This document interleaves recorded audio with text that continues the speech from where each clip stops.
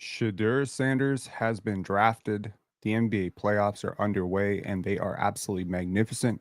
Carter Bryant has declared for the NBA draft. A lot of players have pulled out of the NBA draft, and the Toronto Raptors have been on vacation for a little bit. It's also been 5 days since I've done a live, so I figured I would chime in with some thoughts that have been percolating through my head as I do two things well, actually, three things a lot over the last 5 to 6 days. The first thing I've been doing is inhaling playoff basketball. I've been doing this because the playoffs are usually the greatest litmus test for what actually works in the NBA.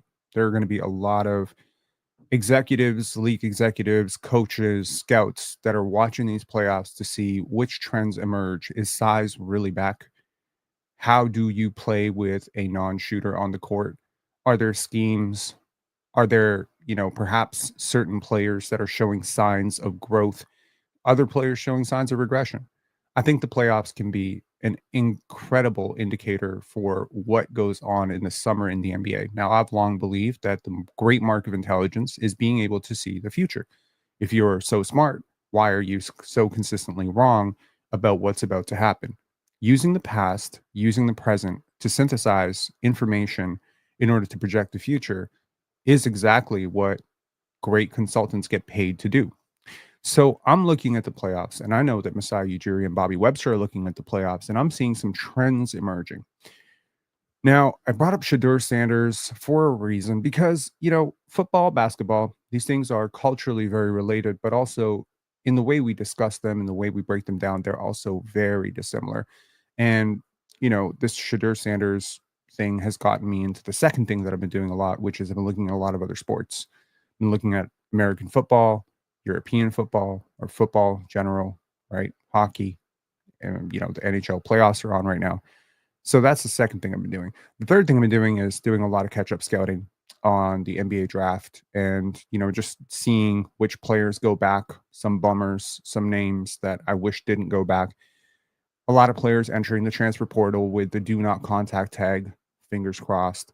A lot of players that have entered the transfer portal with, will not test NBA draft waters, which is really shrinking the pool of players towards the end that you might have been able to get with the undrafted. But there are a lot of interesting players in this year's draft, and I think that this draft for the Toronto Raptors, with their projected top 8 pick, alongside a 39th overall pick from the Portland Trailblazers, alongside whatever they get in the undrafted heap, could be a means for the Raptors to plug at least one of these types of players, if not two. Because the cool thing about basketball and football is that in basketball, we have this very silly way of breaking down players with point guard, shooting guard, small forward, power forward, center. Okay, cool. So Clint Capella and Nikola Jokic play the same position. What does that help? Does that help me? It doesn't help me. Quentin Grimes is a really bad example right now, but Josh Hart and Shea Gilgeous-Alexander could be matched up. Does that really help me in terms of understanding what they functionally do on the basketball court? No, it doesn't. Football is a little bit more evolved and perhaps a little bit more straightforward. We would never confuse the role of a quarterback with the role of a wide receiver or a tight end. We just don't look at players the same way. There are defensive roles and offensive roles, and the difference here in basketball is every single player must fulfill a role defensively and offensively. And so sometimes this magical cocktail of finding the perfect player for your system comes down to role versatility, right? You should positionally versatile players and also two-way impact. And I think that the Toronto Raptors have shown this propensity over the last, few draft cycles to draft exactly the types of players that they need.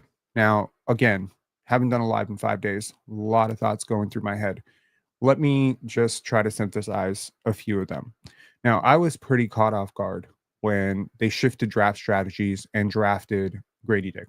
I was a little bit caught off guard because I had this certain expectation for the types of players the Toronto Raptors like to draft, plus wingspan, huge wingspan guys, 6 to 7 inch plus wingspan guys.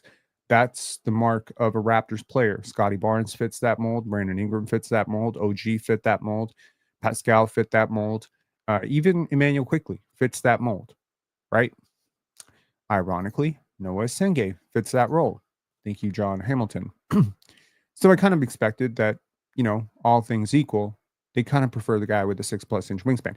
A player who Masai Ujiri has long been rumored to be interested in, Taylor Horton Tucker, actually is one of the most bizarre cases of wingspan.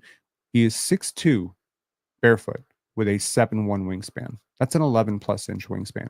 You just imagine Masai Ujiri scouting and you just imagine Mo Bamba, right? That's just the player type. Christian Koloko, over Shamshade, there is a lot of evidence to suggest that the Raptors really care about this stuff. But under Darko Rajakovic, I have caught myself off guard quite a few times. And it's taken me about a year and a half of watching the Raptors to finally adjust my expectations for what the Raptors are actually looking for and what they're trying to do with Scotty Barnes and Brandon Ingram here. So let's start with the engine, which is Scotty Barnes. Now, Scotty, as a first year, second year, even partially, there's a role evolution with Scotty throughout the years, right? A big time role evolution, right? There's a lot of role experimentation defensively. We've tried him as a sort of point of attack defender. We've seen him, in the lower third of the defense. We've seen him more in the gaps. We've seen him more as a primary, more as a secondary offside shot blocker. We've seen him play center, power forward, point guard, shooting guard. We've seen him play all over the place. This type of versatility can often be taken for granted because on any given possession, you cannot be 5 players. You can only be 1 player. But the ability to sort of shape shift throughout, depending on matchups, depending on series, is something that is proving to be quite valuable in the NBA playoffs this year. Versatile players like OG Anunoby are having a lot of success, in my opinion, in the NBA, right? Asar Thompson defensively, Alex Caruso. Look at what the OKC Thunder are doing right now. Their ability to guard Jaren Jackson Jr. with Alex Caruso is pretty much the key to why that series is over in 4 and the why it was stomped out the way that it was. Because there is this perception that, hey, this guy's 6'10, this guy's 6'5, this should be an advantage, and then boom, it's not an advantage anymore. The Raptors have always sort of prioritized role versatility defensively, but it's under Darko Rajakovic that I've seen sort of the vision for what they want to do offensively kind of come into fruition. Now, again, caught off guard by 2 players, Grady Dick, Jacoby Walter. Wasn't expecting them. Why? Because there were players who fit kind of the Raptors traditional mold way more who were on the board when those 2 players were taken, right? With Grady, I was like, I feel like a team that prioritized athleticism as much as they do, they might have gone Cam Whitmore in that situation. Just didn't see why Grady was the pick. And then you study Grady's tape and you're like, okay, I see how this kind of correlates to what Scotty does on the basketball court.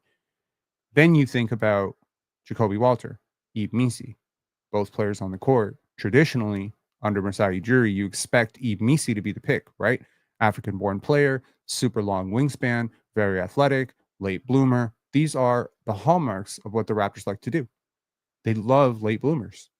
They love late bloomers. Jonathan Mobo, late bloomer. Pascal Siakam, late bloomer.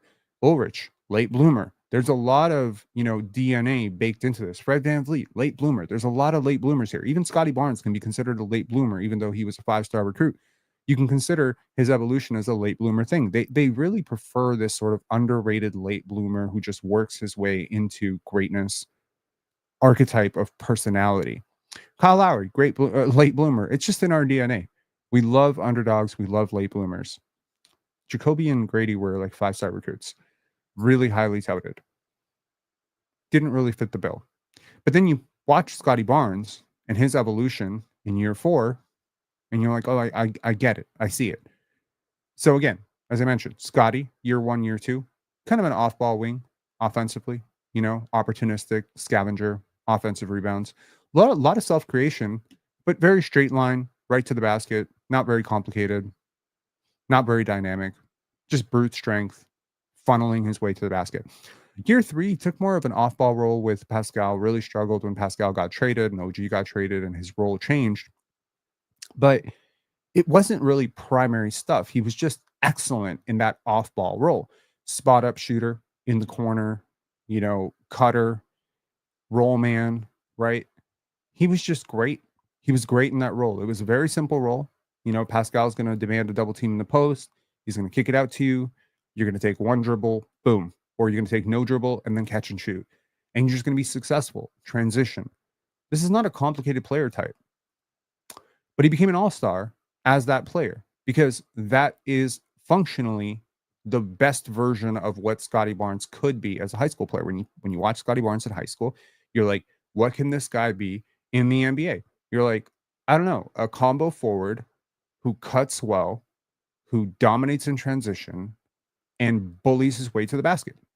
And occasionally, let's hope that the spot up 3-point shot can come. I don't think most people watch Scotty in EYBL or from working for Montverde and said he's going to snake dribble into pick and rolls like Luka Doncic. I don't think most people saw that, but I'll tell you a few people who did see that. I think his trainer saw that. I think Masai Ujiri saw that, and I think when I made that video comparing Scotty to Luka 3 years ago, right, second year off season, I think I saw that. It just isn't so obvious. But I have good news for you. This year, per the tracking data, Scotty is now no longer considered a glue guy, a connector, an off-ball wing. This year, per Crafted, he was considered a primary ball handler for the first time in his career. And you have casuals in the Toronto media who are trying to tell you this guy took no steps. That is not true. He took a major step. He took the biggest step that any player could ever take, which is he upgraded the difficulty of his role relative to his current strengths and weaknesses by like 200%. What is a primary ball handler? I'll give you some examples of primary ball handlers. I promise you they're all your favorite players. Luka, Shea, Jalen Brunson, Jason Tatum. Those are the guys. Jaylen Brown. These are primary ball handlers. That's not typically the conversation you typically want to have with Scotty Barnes. With Scotty Barnes, you think Aaron Gordon. So what would happen if you tried to run your offense primarily through self-generated baskets for Aaron Gordon? You would be fucked. Like, I'll be honest, you'd be fucked because he doesn't have the wiggle. He doesn't have, and that's where you sort of start to see the vision. This is what the Raptors did this year. Cloaked under this sort of, oh, we're playing young guys and we're developing stuff. The biggest development story of the year wasn't Jacoby Walter and Grady Dick and Jameson Battle. Like, sure, everyone's developing. The greatest development story here is you completely shifted Scotty Barnes' role in plain sight. You upped his usage, you upped his free throw rate, you upped his creation possessions. You fundamentally made this guy into a guard in your lineup. And the coolest thing is, while he didn't necessarily succeed in creating the most efficient offense for himself or his teammates, and the team struggled a lot with some of his creation possessions, and some of it was very good and some of it was very bad. Like, you could literally take a 1 week sample size and be like, he's a top 5 player in the league at this. And then you could take another, 2 week sample size and be like, he might be the worst player in the NBA at this. So the ugly parts were ugly and the great parts were great. What's cool is the Raptors have a much better understanding, and Scotty has a much better understanding of what he can and can't do on the basketball court. So that was sort of the underrated part of this year, which is the development of Scotty Barnes. While the box score casuals are never going to see it, the reality is there was a huge evolution in his player role type. And I'm going to be honest, you'd much rather pay a primary ball handler who has insane switchability on defense a max contract than any other type of player in the league. Okay. I'm not saying a bad primary ball handler is better than a great secondary ball handler. I'm just saying that if you are talking about the most valuable, rare archetype in the NBA to fulfill, it is the primary ball handler. It is, these players always get maxes. There's a reason why, despite being deeply inefficient and very flawed as a player, Jaylen Brown got a max contract, a super max contract. It's a really hard thing to do. Kawhi Leonard is another one, by the way, just in case you're wondering. Kawhi Leonard, like there's so many. Like, you can take you through the list of primary ball handlers, Paolo Banchero, like Cade Cunningham. There's a lot. Okay. So that was sort of the underrated part. The second underrated thing that the Raptors did was they got a player who pretty much has a lot of those same strengths that you look for in a superstar, but isn't really seen as a superstar, and that is Brandon Ingram. So much of the past, 10 weeks, every Friday, Saturday, I take 1 to 2 hours to look at Brandon Ingram tape over the last 2, 3 years. Because I'm gonna be honest, I didn't really like watch a ton of Brandon Ingram in New Orleans. I watched a lot more of him when he was with the LA Lakers. I watched a lot of him the first year that he was with, excuse me one second.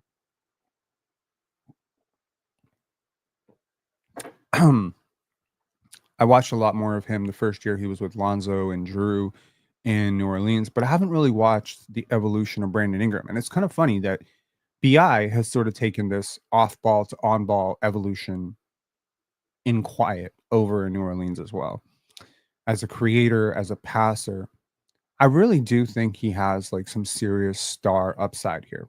Now, granted, health, buy-in. There's a lot of, potential shit that can go wrong with Brandon Ingram. There's a lot of holes in Brandon Ingram's game, but not big holes. He's a great creator. And you start to look around the playoffs and you're like, how many teams right now are a Brandon Ingram or a Scotty Barnes away from winning a series? Like forget like a series that they have no chance in, and I could just drop one of these two players. Forget both. I'm just saying one of these two players, and all of their problems are solved. Like the Houston Rockets right now.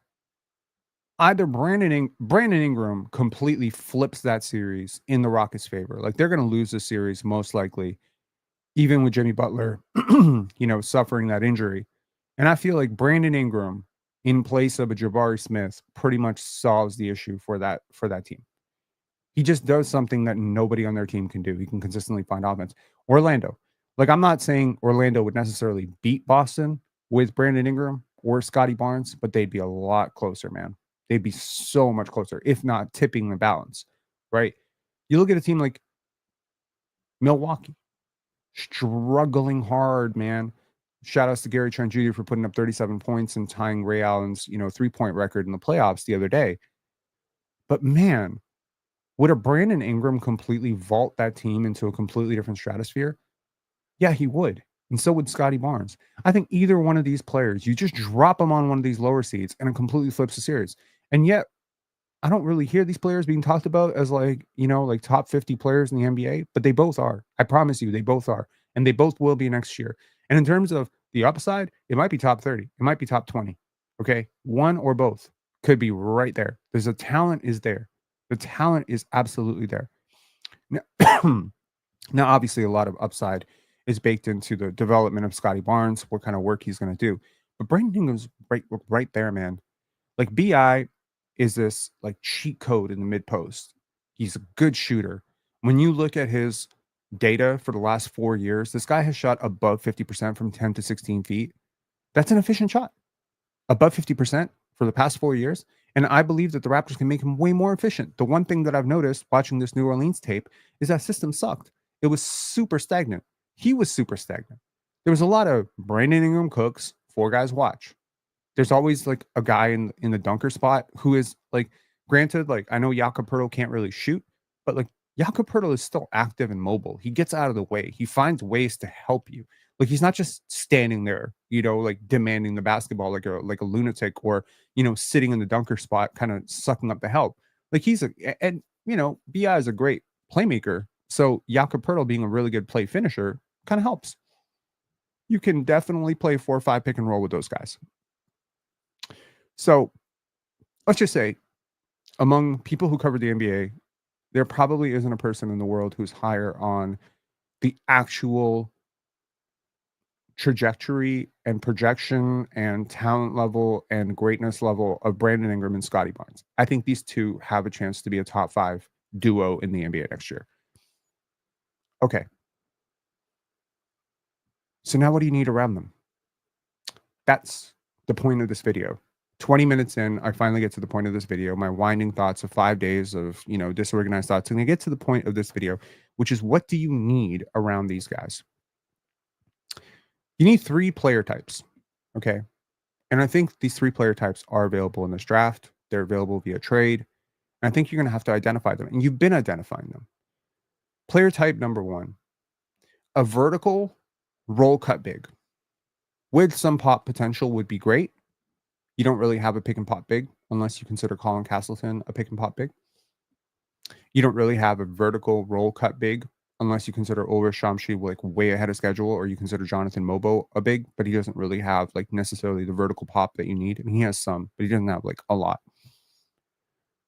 Ideally, this player is also able to fulfill at least a prominent featured role on defense, like either as a drop big or an occasional switch big. And I know what you're thinking. If Ulrich Shamshi is just like 2-3 years ahead of schedule this offseason and just takes a monumental leap, your problem is pretty much solved. Sure, it would be the most unprecedented leap, though. He might still be a few years away, but I see the vision of the archetype. Ulrich would be great. An actualized Ulrich solves all your problems. But let's assume that Ulrich is still a project and you still need to fulfill this role somewhere. How do you fulfill it? I don't know. I think you could fulfill it in the draft via a guy like Kaman Malawach. I think you could probably look at some players in the second round who could maybe, fulfill some element of this role, right? I wouldn't hold my breath on a Derek Lively trade. It would not be cheap. But that player type is very valuable when you have mid-post playmakers like Scottie and Brandon Ingram. What happens when Brandon Ingram, or let's say a much more advanced version of Scotty Barnes that I hope emerges this offseason, catch the ball in the middle of the court? Like, let's say they catch the ball at the nail. What happens? A few things happen. And this is where I wish that I had maybe some film to show you what I mean, but you're just going to have to describe it. And hopefully, I'm not too disorganized and you can understand what I'm saying. Number one, their player presses up because they're a threat to score from that range, right? Scotty was also a demon from 10 to 16 feet. So let's just say in the middle of the court, which is like where superstars, you want your superstars to be, that's where you want your Kawhi, your Shea, etc., to be, your Luka. They catch the ball. They are at least guarded. They're not left open. They're at least guarded by the guy who's guarding them. When they make their move, there's usually going to be, depending on which side they make the move, either towards the middle or towards, like, let's just say if they go left, there's probably going to be a shift from the low man, which will typically, if you can create this move quickly enough, create a lob threat over. And for BI and Scotty, guys who can pass with both hands and are plus size playmakers, this is an immediate cheat code. This is Luka and Derek Lively. Luka and Daniel Gafford did this shit all the time, where Luka catches the ball at the nail. He makes one move right. The defense shifts. Gafford or Lively get behind the defense, and boom, it's a lob over. Jokic does this shit with Aaron Gordon all the time as well, right? Jokic catches the ball at the right corner, makes one move. The defense either on the wing helps and it's a spray out to the three, or the defense helps, maybe shifts a little bit more up, and then the offensive player gets behind the defense and is able to cut, which is like Bruce Brown's role. Or the low man abandons his matchup to try and help on the double team, which creates a little slip and an alley-oop to the roll big. You need a vertical pop threat because I just think Jakob Pertl kind of leaves some points on the board because he doesn't necessarily explode at the basket that much. So that's the first thing you need. And I think Kaman Malawach showed you that working with Cooper Flag, he can do this. If you can do what he did with Cooper Flag, you can definitely do the same thing with Scotty Barnes and Brandon Ingram, who are very similar players who operate in very similar parts of the court. So whether you're working BI at the 5, Scotty at the 4, Scotty at the 3, BI at the 4, and hypothetical X big Kaman Malawach at the 5, or you flip it and it's, the other way around where BI's at the 3, Scotty's at the 4, operating at the nail, and Kaman, you can't abandon Kaman.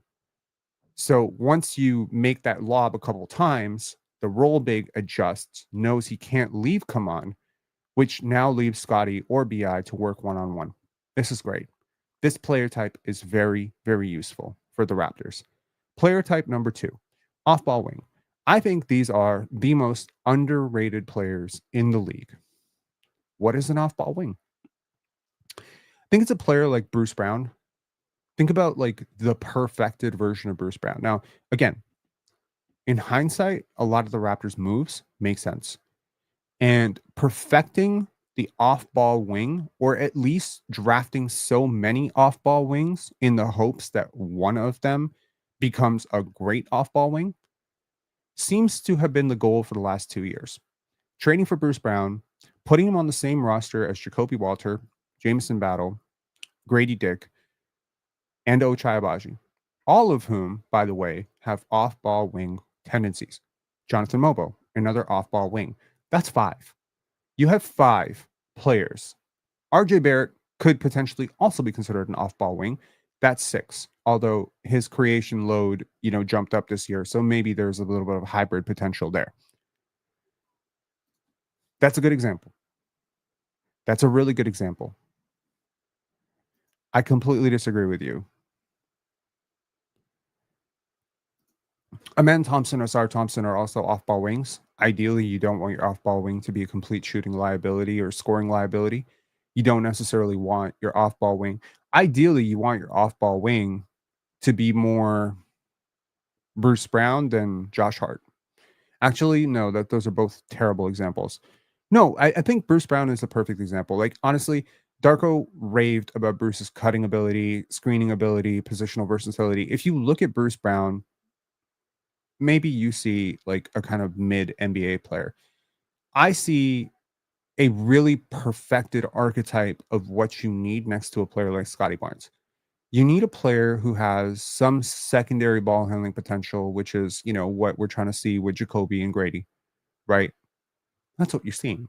Ochai, Jacoby, Grady. You see, they're all being taught or hopefully developed into more efficient decision makers, more dynamic creators. You're never going to see Ochai necessarily break his man off the dribble like he's Shea Gilgeous-Alexander, but you need to be able to attack a closeout with, a pump fake and a pull up, or, a pump fake and two dribbles into the paint, right? You need to be able to do that.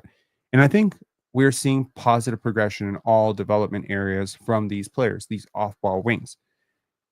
I think what's sort of missing from the Raptors off ball wings, just like that first thing that they're missing, which is the roll cut big, the vertical roll cut big, is speed. Now, Ochai is a very good athlete. I don't think there's another really great athlete, like a run, jump, Amen Thompson type of bullet athlete on this team. The fastest players on this team are probably Jamal Shed, Ochai Abaji, Emmanuel Quickly. You need some speed, man.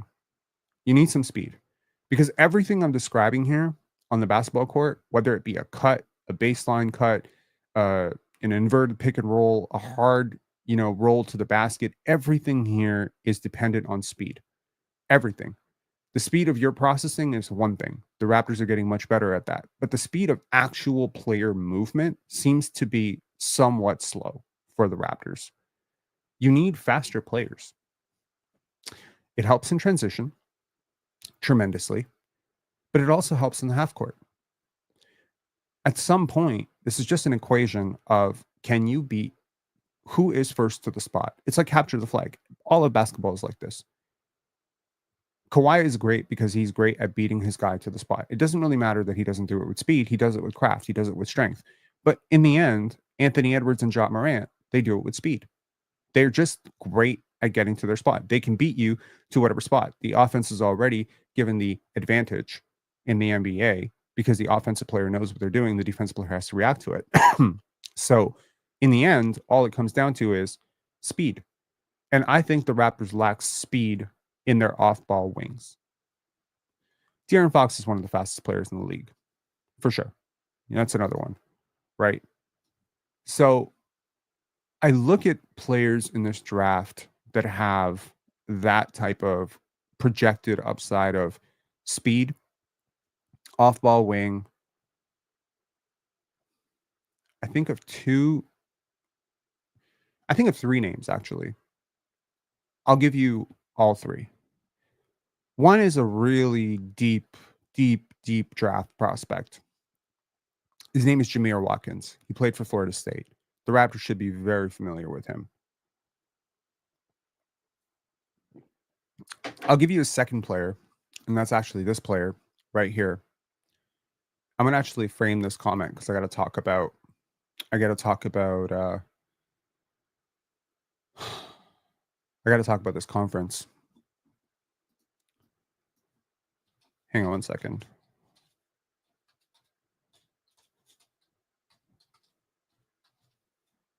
And the third player is actually it's Adu Thero from Arkansas, a player that I have spent a lot of time just looking into. Now, there's a fourth player too. I'm not necessarily sure how speedy he really is, but I think you'd be fine to say that he fills the criteria for what the Raptors need in an off-ball wing, and that's Carter Bryant.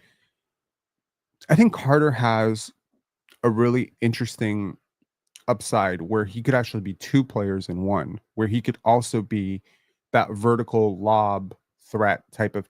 I think both Carter and Adu have that ability where they could be both.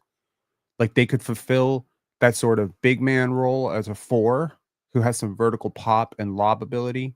They could also be this primary, sort of off ball wing archetype where maybe with Adu, if the shooting comes along, with Carter, if a lot of things come along, right? I think his decision making can be questionable at times. I really wonder about how much, the on ball stuff will ever translate or whatever. But I just think with these guys, you have plus size players. Adu is really good. I really hope that y'all look into him. Adu Thero from Duke before. His body is nice. Okay. Adu played at Duke. Yes. Sir, yeah. Wait, what? He played in Kentucky. What are you talking about? From Duke? No, he played at Kentucky, bro. He played at Kentucky 2 years ago, and then last year he followed Coach Calipari to Arkansas. And I think Adu is probably like if he's on the board at 39 and the Raptors don't take him, I'm gonna flip out. We're gonna do a live for the draft, and I'm just gonna snap if the Raptors don't pick this guy. Now, I really don't think he's gonna last till 39. His dad was a former player. If I recall correctly, a few years ago, I know that somebody very prominent in the Raptors organization is pretty close to that situation. They know him very well. He is exactly what the Raptors look for: long positional versatility, great upside, shooting, is a question mark, huge work ethic, totally relentless driver. A few weeks, I think a week ago, I made a video about how Jonathan Kuminga might fit into the Raptors situation. Honestly, Adu Thero is very Jonathan Kuminga like as an athlete. He is an incredible athlete. He attacks the rim relentlessly. Jump shot is shaky, but defensively, he has an insane motor. I think this is a player that a lot of people are sleeping on. He's also young for his class. I think the Raptors should look at him. If the Raptors walk out of this draft with Adu Thero and Kaman Malawaj, please consider me the happiest human being on earth. I might actually cry on live. I might cry like a stream of joy. And if they find Jameer Watkins in the undrafted heap, I'll definitely cry. This is another player that I think has a lot of upside for the Raptors, which is Bogu Markovic. Really good. Really, really interesting young player. The third player archetype that the Raptors need, I'm going to consider it a quick twitch, paint touch guard. A guard who can break down the first layer of the defense and consistently force, not necessarily with a ball screen, but maybe with a ball screen. Just beat your man off the dribble and force a rotation. Now, I believe that in the playoffs, these things will become a little less relevant in terms of determining wins and losses. But in the regular season, a guard who can consistently force the opposing team into rotation is going to be a cheat code consistently, because the Raptors off-ball patterns are some of the best in the NBA. I believe they have really disciplined approach to how to attack advantages. I think they're teaching the game better than just about any team in the league. It's very rare to see Jameson Battle not in the right place.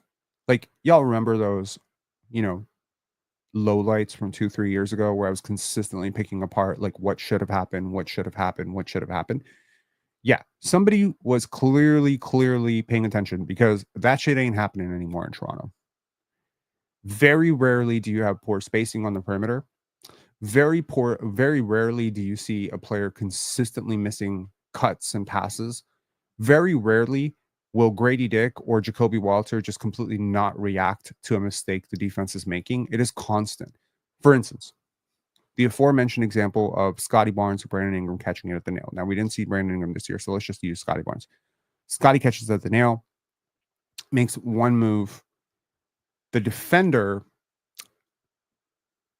on the low side, he tries to attack the basketball, or maybe the help defender on the wing kind of helps, and then Scotty swings it out to the perimeter. That defender is out of position. So once Grady, who's in the corner, sees his defender overreact to the pass, immediately cuts. Immediately cuts. That shit happens all the time. And now, probably, the guy who's trying to recover on Grady is going to be cross-matched. Yak is probably going to set a screen in that situation, immediately reading the situation, and Grady's going to pop up above the wing, and he is going to be, above the break, and he's going to be wide open. That whole thing starts with one mistake. You need smart players to play in the system. You definitely do. But the Raptors have shown an ability to teach players who maybe aren't necessarily the smartest players how to play within the system. And it's a constant, relentless effort in practice, in coaching sessions to teach these kids how to be pros, break down the film.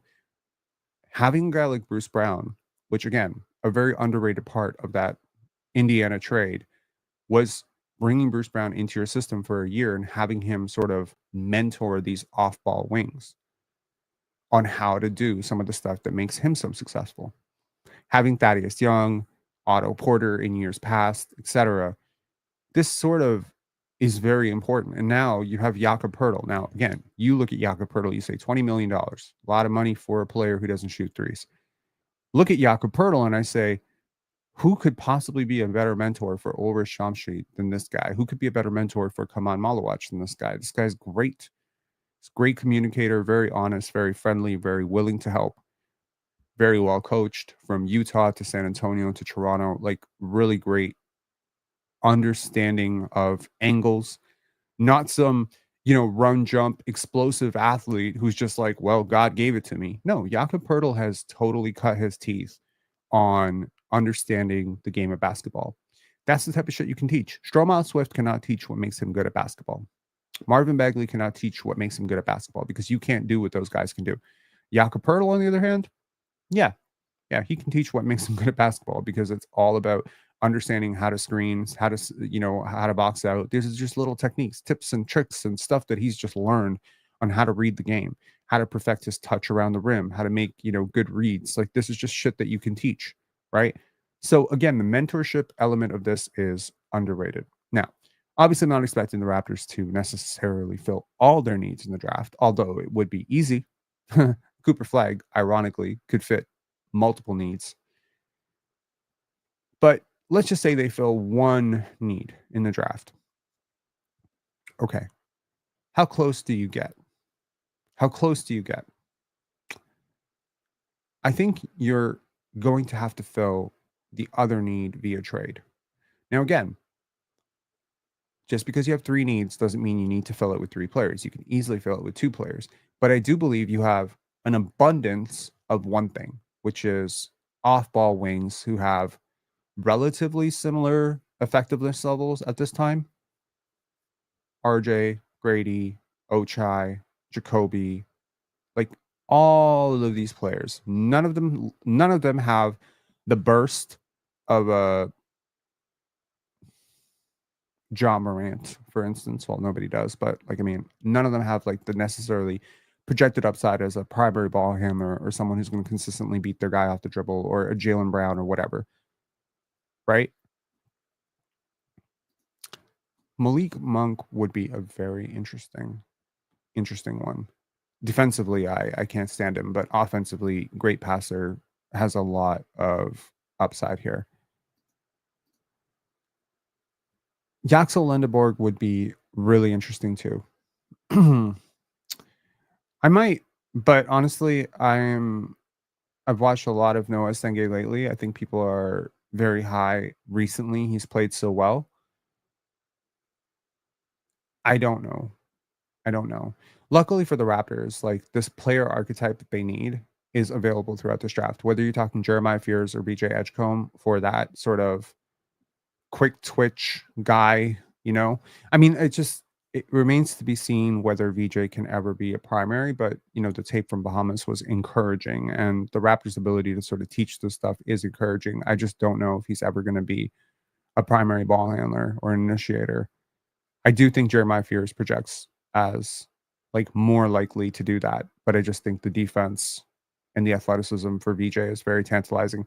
I wanted to frame that VJ thing for a reason. Do you know that last year the Raptors had 5 players from the Big 12 on their roster at the same time? Do you know this is a team that has probably poached more players from the Big 12 over the last few years than any other team? Think about the names that I'm talking about. Jamal Shed, Big 12, Houston, right? Grady Dick, Big 12. Jacoby Walter, Big 12.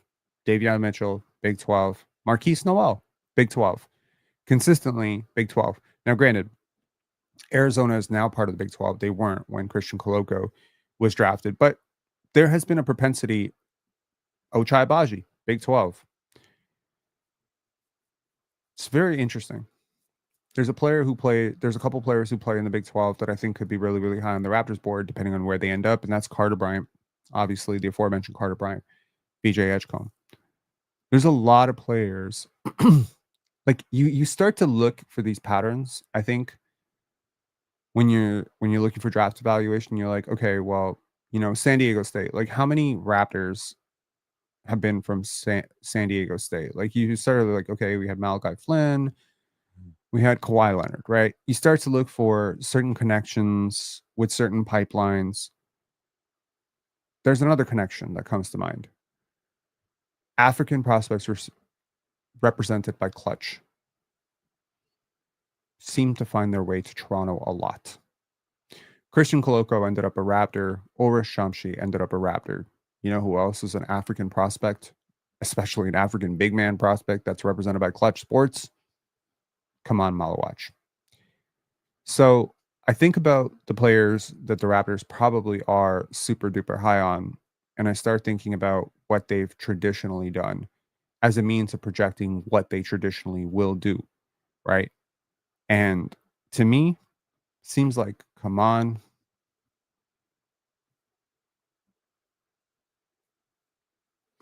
could see Khan, Jeremiah Fears,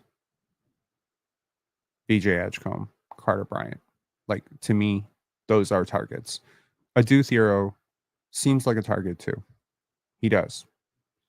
The Raptors have traditionally, valued players who've played for bigger schools. They tend to like players who played for Bill Self and John Calipari. I think, Emmanuel quickly played for Coach Cal in Kentucky. I could certainly see a connection there. So there's like OG was clutch as well. I mean, he became clutch, but sure.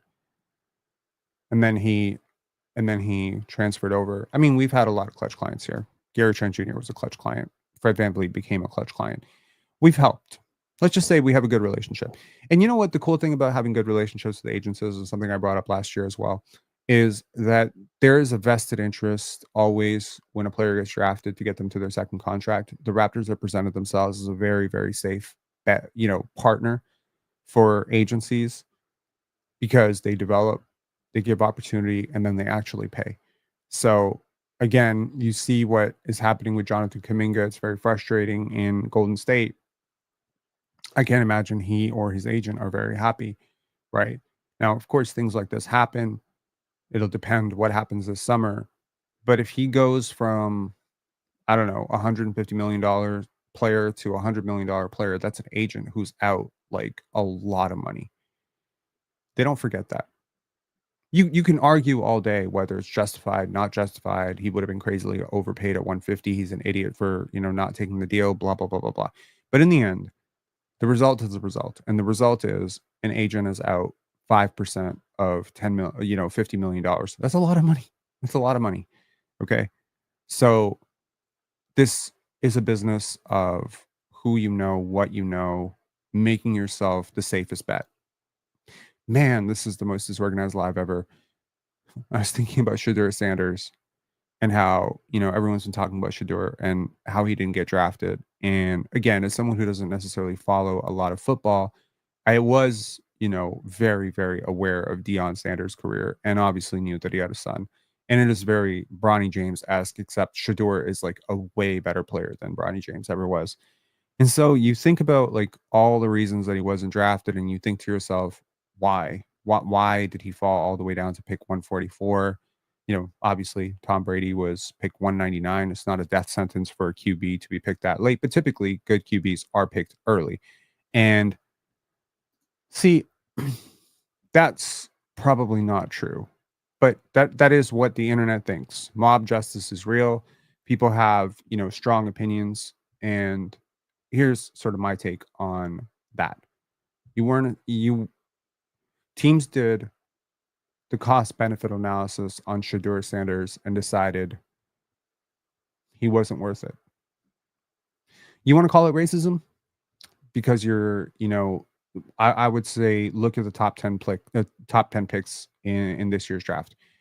There was a lot of hoopla about, it's a backlash or a blacklash or whatever. People don't like Deion, so they're taking it out on Shadur, blah, blah, blah, blah, blah. No, man. No.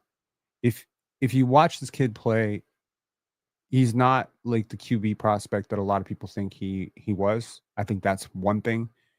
The second thing is quarterbacks are like, I think QB might be the hardest position to play in any sport, period. You have to be composed, you have to be a leader, you have to definitely be able to take critical feedback, and you have to be like an extension of the organization. You're like the face of the organization, right? And there's this old saying, if you have two QBs, you have no QBs. I think that's the saying, or if you have three quarterbacks, you have no quarterbacks. Well, Cleveland has five now. So that's fun. But I think the way organizations look at players like Shadur kind of reminds me of how organizations looked at players like Michael Beasley, right? Or not saying this similar problems or whatever. It's just like what I'm trying to say is you present yourself as this potential distraction because of who your father is, because of who your fans are, right? What happens in Cleveland this year when Cleveland comes out and inevitably struggles is you're going to have the starting QB, whoever that is, and it's not going to be Shadur, ripped to shreds by Shadur fans. You're going to have ESPN, Shadur deserves a chance. Shadur deserves a chance because he's so great. And obviously the coach is not going to agree that he's so great because he went 144th for a reason, because he's not that great. Probably a second to third round prospect at best, who was hyped like a first round prospect. Weak QB class 2025, and you got this guy who's being, consensusly mocked as a first round pick because, again, the media bias, right? People watch him more, people view him more. But scouts have broken this guy's tape down and have determined he's just not that great. He's okay, he's good, he's all right, maybe in a bubble over there in Colorado State, but like it's not that great. But now you have this mega star. He's more famous right now than a quarter of like actual NFL starting quarterbacks. Like that's the type of gravity that Shadur Sanders comes in with. He's a household name to the point where I'm taking time on a basketball podcast to talk about Deion Sanders' son. It's kind of like the Bronny James effect. The difference is there's a lot of people in this world that think Shadur Sanders is way better than he actually is. And the biggest problem is he's one of them. He thinks he's going to start. He thinks he's a starting QB. It's not necessarily what you want in your organization. You don't want to do that to your starting QB. You really want to do that to, like, there are very few organizations with a starting QB that is so definitively good that it would not lead to a distraction. And at which point you kind of ask yourself, with all the other holes on our roster, why do we need to even invest in a backup QB? We already have a backup QB because the 2024 NFL draft class was so freaking stacked with QBs. Think like 8, 9 went in the first round. This year, like 2, 3. So again, not the strongest QB class. Next year's QB class is a lot stronger. And you do have this guy who kind of comes in with this entire media circus around him, not to mention his dad is a megastar who thinks he's bigger than the game, right? Great player, big personality, right? Take all of that, and people miss the forest and the trees when they start comparing Shador to other QBs in in college football. They say, "Well, he's definitely had a better career than this guy." Not really, but sure. But that's not, you're missing the point. Michael Beasley, when Michael Beasley went out of the league, people were like, Michael Beasley definitely more talented than 200 players in the league. Irrelevant, completely irrelevant. Because what, like even Carmelo Anthony, I can't believe Carmelo Anthony's out of the league. Yeah, because that's not the point. When Carmelo Anthony comes into your organization and starts sulking about the fact that he's not getting enough touches, but he's shooting like 38% from the field, that's not a headache worth it. However, when Carmelo Anthony comes into your organization and he's sulking about touches and he's shooting 54% from the field, it is a headache worth it. Which kind of made me think the Shadur Sanders entire thing makes me realize that there is a certain amount of bullshit that people are willing to take from pro athletes that are actually great. I promise you. I promise you, man. And I know that there's always like this mob justice for everything, specifically from people who don't follow football, basketball, whatever. There's always like this mob justice of like, oh, this, because people are just looking for shit to be angry about, right? If Kaepernick was like a top 10 quarterback, a top 20 quarterback, a top 25 quarterback, he probably would have had a job, but he wasn't. So you'd be bringing him in as a backup. Is he better than a lot of backups? Yeah, he was. But is that really like the distraction you want? When he doesn't start and the starting QB struggles, do you want your entire organization to be called racist?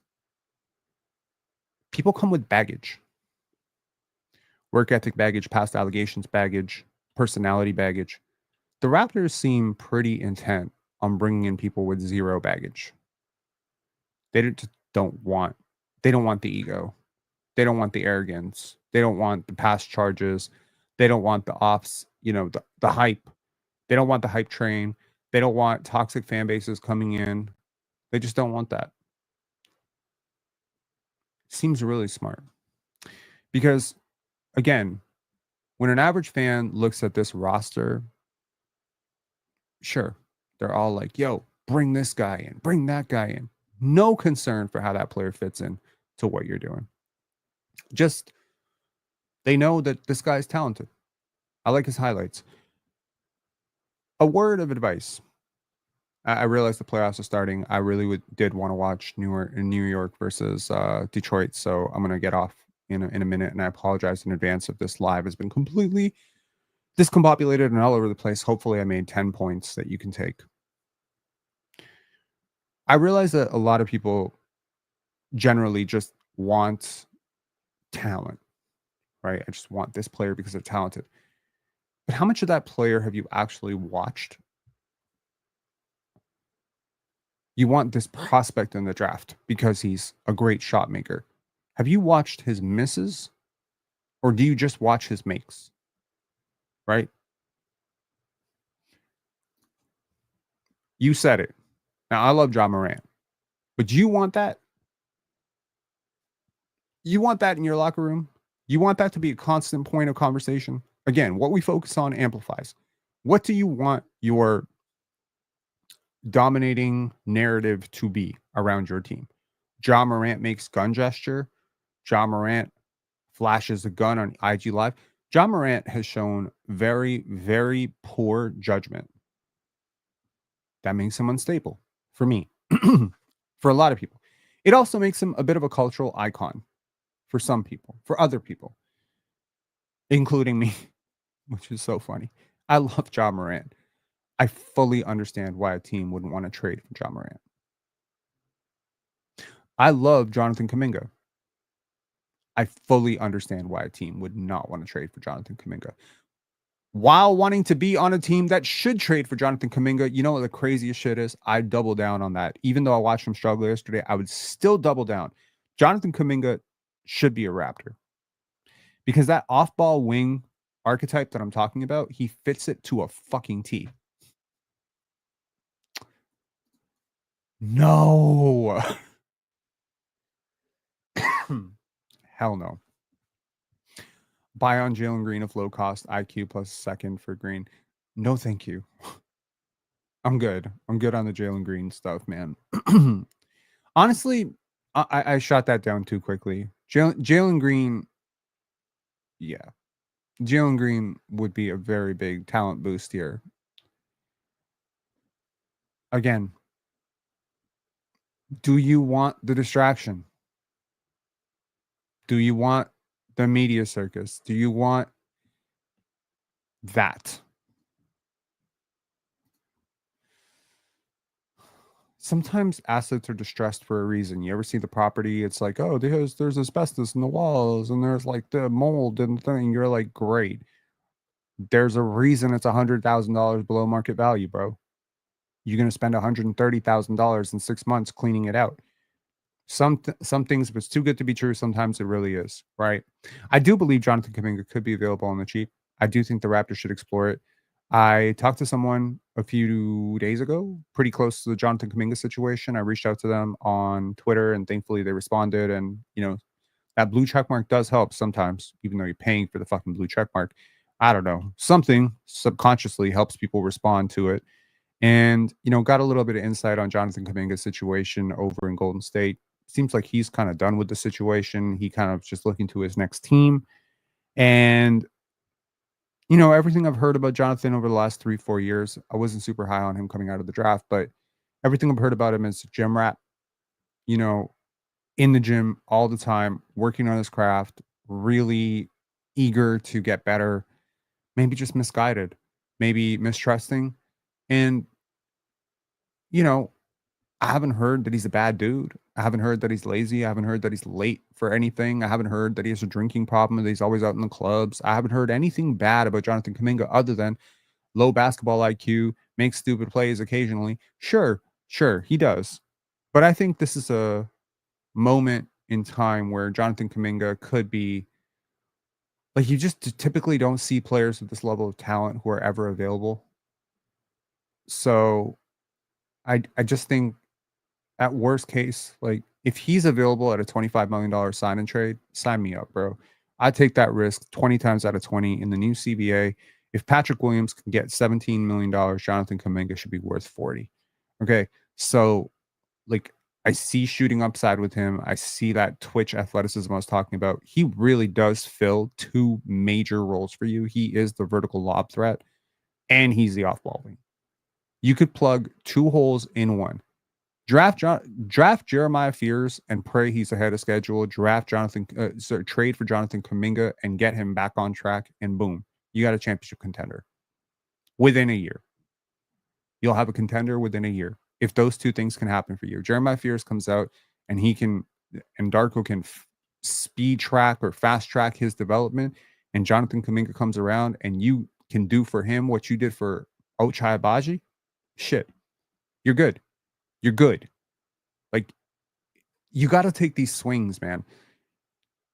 That's kind of the final point.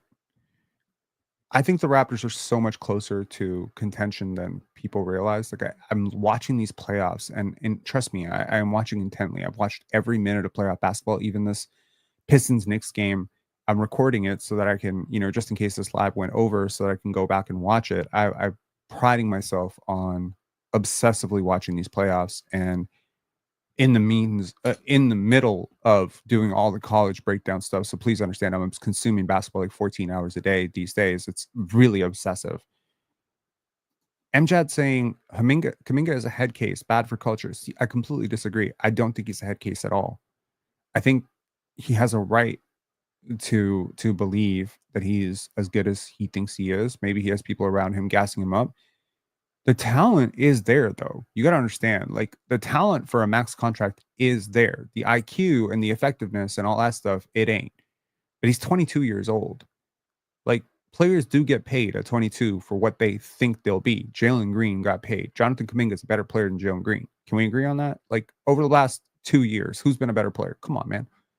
Last year, Jonathan Kuminga was a much better player than Jalen Green. Why did Jalen Green get an extension from the Houston Rockets at 30 plus million? I mean, I guess that's fair to say Jonathan Kuminga would have rejected the exact same extension that Jalen Green took. So maybe you're right. Maybe you're right. Maybe he is a head case for rejecting that offer. But players don't reject offers by themselves. He might have bad representation, but what I've heard is really hard worker, really good kid, and I think he'd fit. I think he would fit. I'll double down on what I said. I'm not going to be a front runner and you know come out here and only talk about getting Jonathan Kuminga when he scores 25 points in a big win for the Golden State Warriors. No, yesterday he started in place of Jimmy Butler and got benched. I think the fact that he is playing himself out of their rotation and hasn't been very good is probably more of an indication of where he is mentally right now with the Golden State Warriors. I mean, he's had some really good flashes for them, including last year. I broke it down in the video about Jonathan Kuminga like a week ago, where he was pretty much their second leading scorer. And here you are in a contract year, and they bring in Jimmy Butler. Granted, they should have brought in Jimmy Butler. I bless that trade. Him and Jimmy Butler just a really poor fit. Really, really poor fit. Yeah.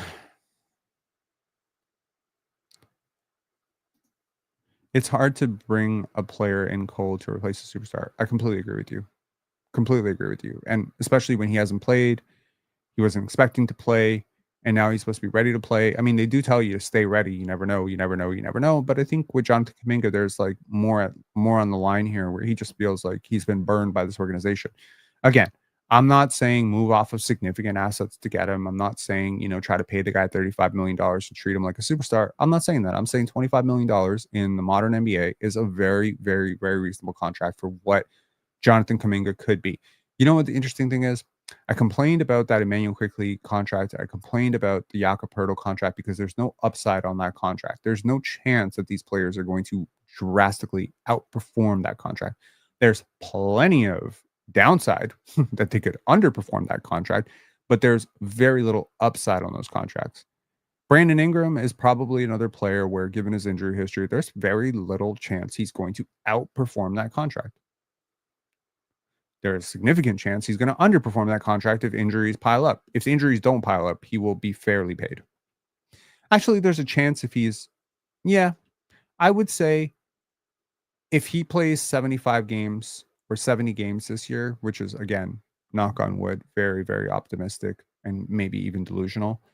But if he played 75 games at the level I think he's capable of in this system, yeah, he could be like a $50 million player. So there's a little bit of upside. And I guess if Emmanuel quickly just morphs into, Steph Curry, he could be upside. But very unlikely that between those three contracts that I just mentioned that you'll get significant upside on those contracts.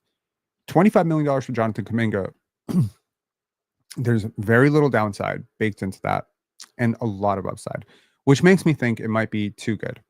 So maybe you end up paying 28, at which point you get maybe closer to, covering your downside risk while maintaining at least, some hypothetical, hey, he's 22. We can teach him if he's willing to learn, have the conversation before you sign him, understand who you're bringing in, understand his goals, understand that he knows he's not going to be like the star here, but that you can make him a star in his role. Give him like a 3-year contract. Shit. Give him the same deal as you gave Brandon Ingram, 2+1, that type of deal.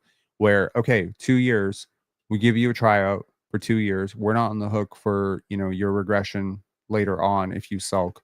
And you're not on the hook to sign a bad deal with yourself, and we'll give you 2+1 to kind of bet on yourself. I don't know. There's a lot of different ways that this Jonathan Kuminga thing could break.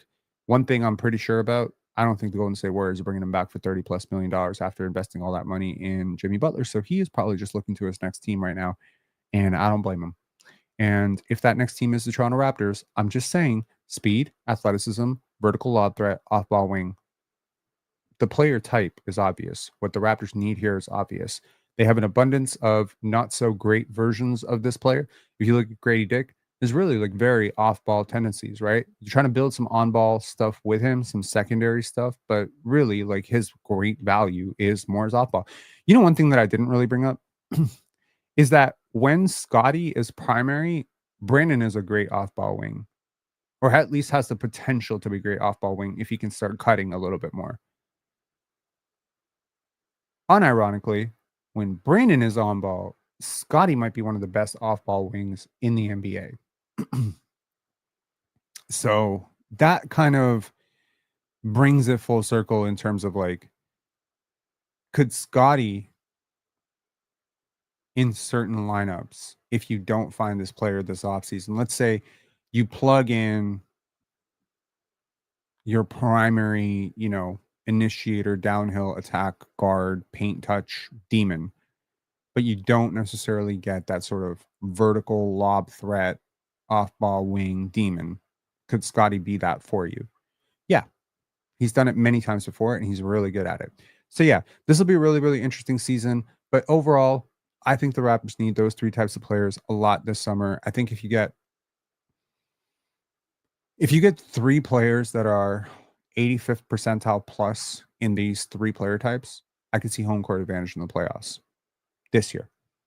Looking around at the playoffs, watching every single playoff game, I haven't seen I think I've seen like four teams that I would be comfortable a healthy Raptors could actually beat that team.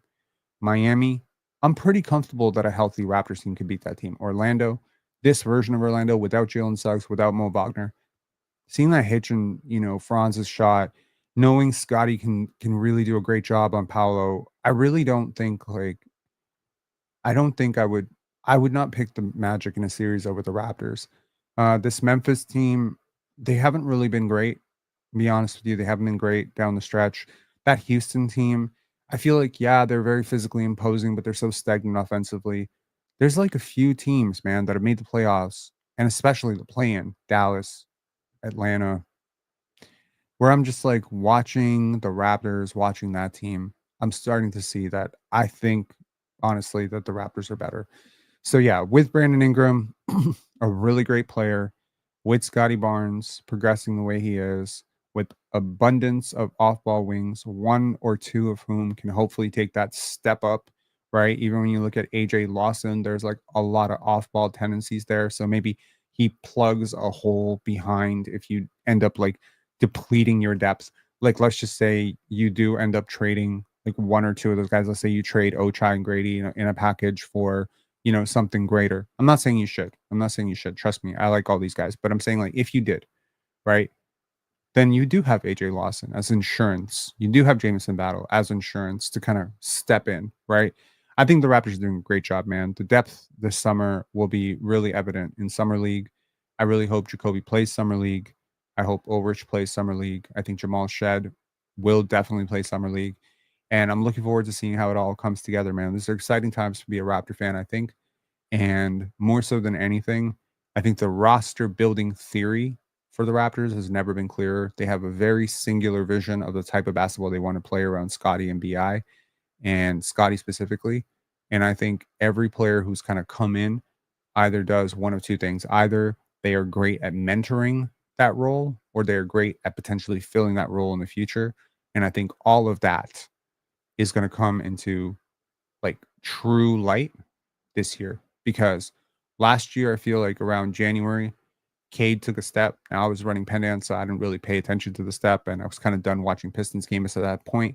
But everyone was telling me like, "Oh my God, Cade's turning around as a mid-range shooter. Cade's so much better at this. He's making better decisions." Blah blah blah blah. And I was like, "Cade, cope, right?" So I was kind of down on Cade.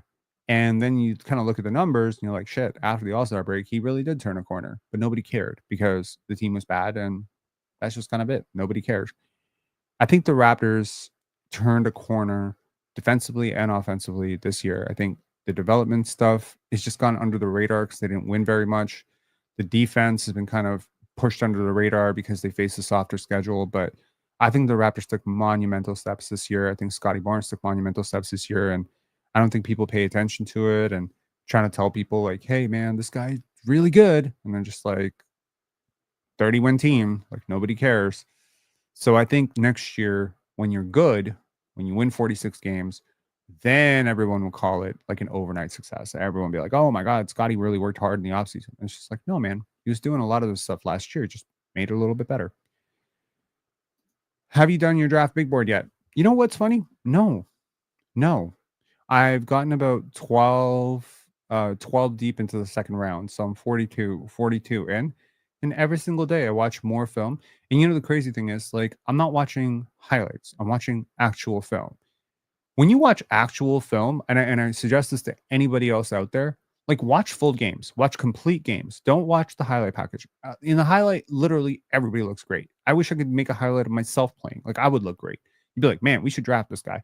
No, like, you need to watch full games to and just hone in on that player, man. Just hone in the whole damn time. If you're scouting for that player, watch that player on every play, whether they have the basketball, don't have the basketball, just watch them. Watch how often they miss a rotation. Watch how often they kind of jog gingerly. Watch how many times they're taking breaks on defense. Watch how many times they miscommunicate a screen coverage. Just watch how many mistakes they make and watch how it impacts their team. Again, very easy to pull up Ace Bailey, season highlights and just kind of seduce yourself into him putting step back, step back, step back, step back, pull up, pull up, pull up. But when you watch how many times this guy misses, how he misses, I think you get a lot. I think you get a lot out of it, right? Anyways, I'll talk to y'all later. Sorry if the stream was a little bit disorganized and kind of all over the place. I genuinely don't remember how to do this. So I knew the first one back was going to be a little bit bumpy. Haven't done a live in like 5-6 days.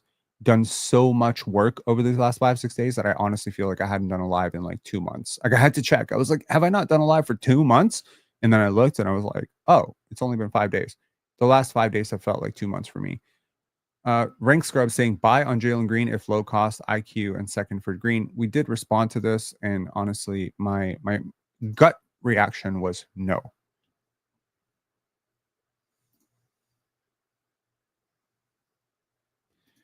Eric saying I can see you guys drafting Tiro to add to your wing collection. We should probably do like a film session on like 10 potential Raptor targets, and I could probably include Adu Thero, Jameer Watkins, guys like that.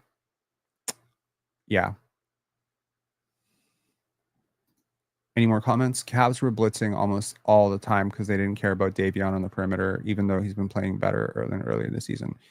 Yeah, there's a lot to be said about Raptors in the playoffs. I think y'all are watching Kawhi Leonard, revolutionizing himself or sort of rejuvenated.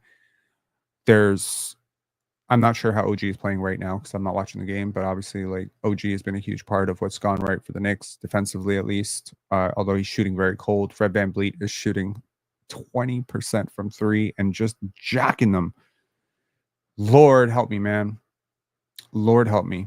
I read a lot of Houston comment boards and they hate this guy, man. They can't stand him. Like, it's insane. It's insane.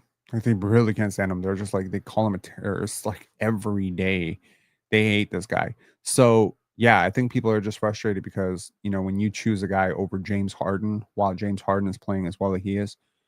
So I think that's another player. Gary Trent, obviously. Davion Mitchell, so shout outs to Davion Mitchell, scoring very, efficiently. But I think I've pointed out quite a few times in some film stuff on X that they're just not guarding him very well. Like, they're not guarding him at all. They're daring him to shoot. And to his credit, he's shooting. But it really complicates everything for everybody else. So I understand Eric Spoelstra loves Davion Mitchell, loves his, point of attack defense and the energy. And there are many times where Davion is like the only player who can do anything against this team. But I think a lot of that is by Cavs design. Because I think if you're the Cleveland Cavaliers and you're kind of picking, like, do we want to get beat by Bam? Do we want to get beat by, a bunch of threes from Duncan Robinson? Do we want to get beat by Tyler Hero going off for 40? Or are we going to live with Davion Mitchell having 18 points per game? I think you live with Davion having 18 points per game. And I think it's something that the Raptors saw as well, which is like, it's just sort of like low hanging fruit, right? They keep leaving him open. He hits shots. He builds confidence. He starts running more and more of your offense. And it's just kind of like, it's a trap, right? It's not effective. You're not going to be able to be successful with a player like this sucking up large possessions. The best role for Davion is ironically kind of an off ball role, like cutting, rolling, spot up. Like him running pick and roll possessions, he's just not dynamic or good enough. So even when he shoots 57% from three, he's not being guarded like even a 38% three-point shooter. And it just doesn't create the kind of gravity that you need, right? If you want an extreme example of three-point shooting gravity, you look at how teams guard Steph off the ball, right? You could consider Steph's gravity is probably the greatest force in the NBA today, which is, teams literally have to grab him when he doesn't have the basketball. That's crazy. Jokic has a ton of gravity as well, right? You're doubling him off the ball, denying sometimes.